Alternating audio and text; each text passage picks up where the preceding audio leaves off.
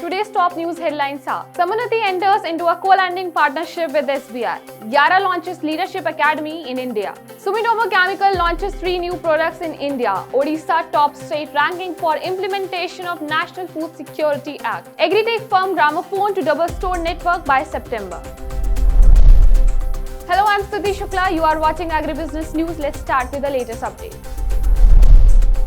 Samunnati India's Open Agri Network has entered into the largest co-lending partnership in India, aimed at the farmer FPO space with SBI, India's largest bank. The initial program amount is INR 100 crores.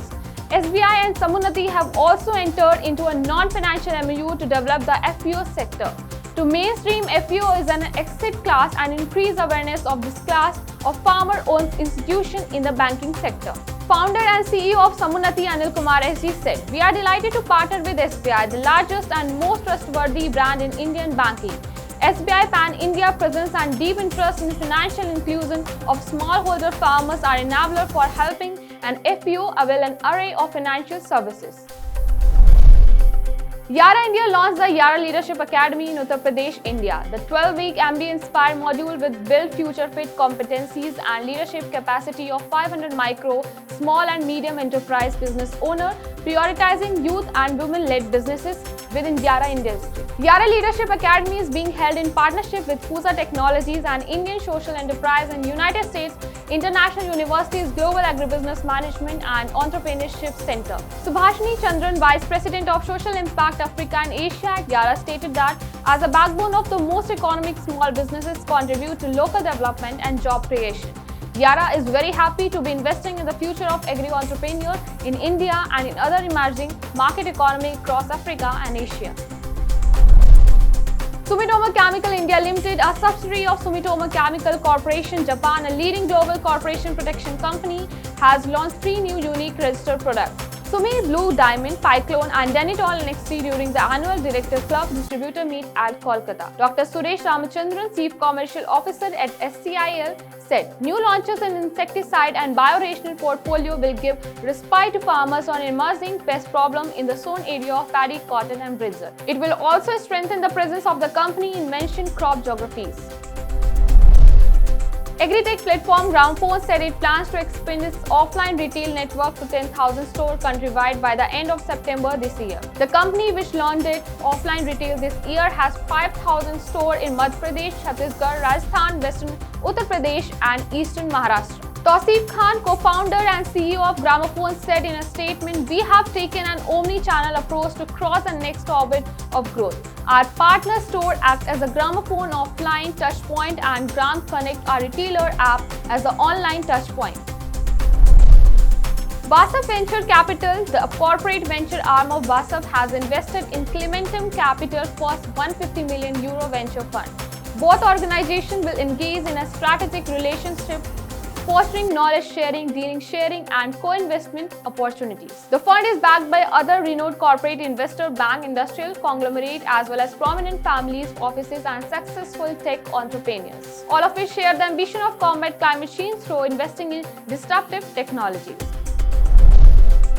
Indian Institute of Spices Research signed a memorandum of understanding with Russian company Listra LLC for the commercialization of bio-capsule and encapsulation technique for biofertilization. All agriculturally significant microorganisms are encapsulated using microbial encapsulation technology, a significant invention patented by the IISR to ensure efficient delivery of advantageous microorganisms as biofertilizers to crops.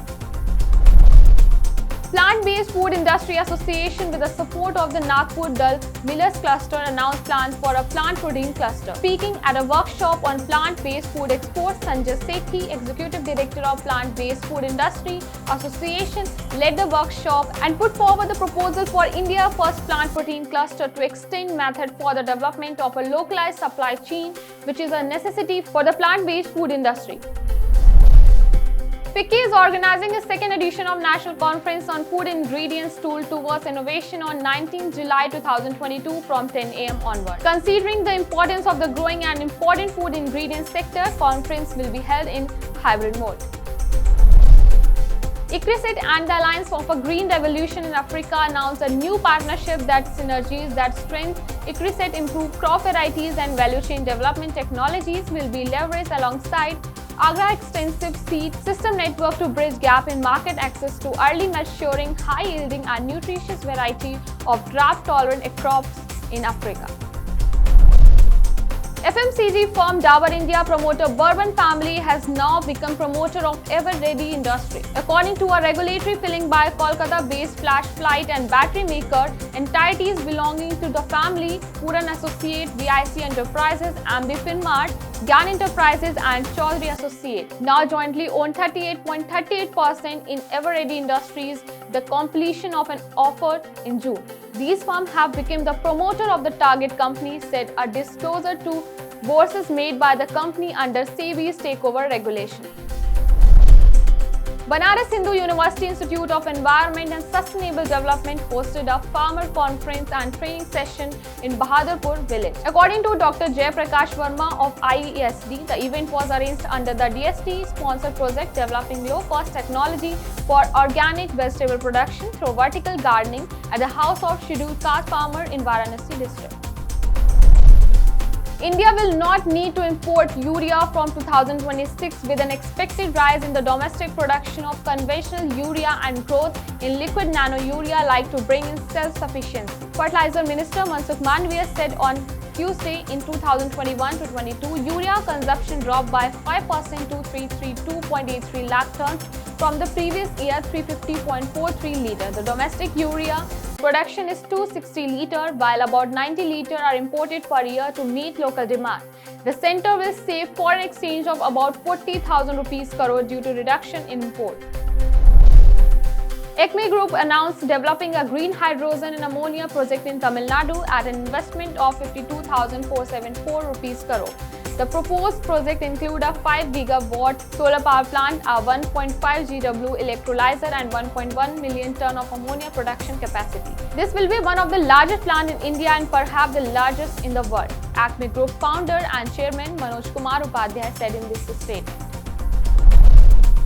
Union Food and Consumer Affairs Minister Piyush Goyal released the State Ranking Index for NFSA 2022 during a conference of State Food Ministers on Food and Nutrition Security of India. Among the 20 major states and union territories, Odisha bested the rundown while Goa came last. Tripura positioned first and Ladakh come last among the 14 more modern states and UTs. The states and UTs were positioned in light of three boundaries for the year 2022. Amid a dip in paddy acreage during the current season so far, and increase in demand of Indian food grain internationally given the geopolitical situation, the center on change tack in our states to boost the sowing of paddy. Union Food Minister Piyush Goyal made this request to all state food. Ministry had also made a presentation urging rice surplus states to diversify crop from paddy and wheat to other crops such as pulses and edible oil. For more such agri updates, stay connected with Krishi Jagran Business. Thank you.